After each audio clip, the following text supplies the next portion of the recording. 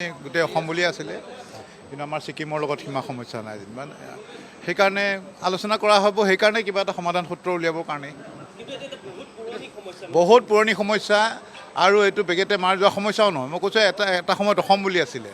তাত মাজে মাজে আস্থানি দিয়া হ'ল হেৰি হ'ল সেইকাৰণেতো সমস্যাটো স্বাভাৱিক কিন্তু সেইটোকে আলোচনা কৰিব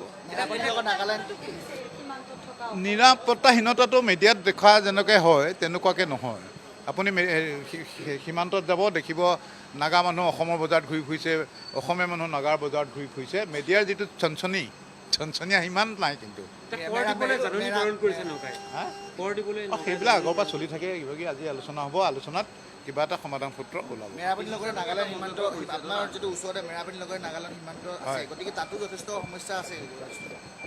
মই কৈছোঁ সমস্যা আছে কিন্তু যি ধৰণে দেখায় যে নগাই দা লৈ ৰৈ আছে অসমীয়াই দা লৈ ৰৈ আছে সেইটো নহয় আজি এই মুহূৰ্তটো যদি যায় দেখিব যে অসমীয়া মানুহ নাগালেণ্ড গৈ আছে নাগাৰ মানুহ মেৰাপানীতে বজাৰ কৰি আছে নিৰ্বাচনৰ আগত অখিল গগৈ ব্লেকমেইল কৰি টকা ঘটে আগদিনা ব্লেকমেইল কৰি সেইটো বেলেগৰ কথা নাজানো সেইটো মই নাজানো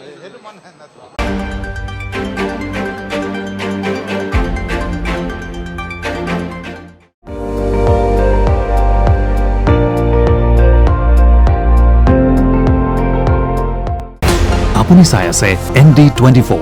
সৰ্বশ্ৰেষ্ঠ নহয় সৰ্বোত্তমৰ দৌৰত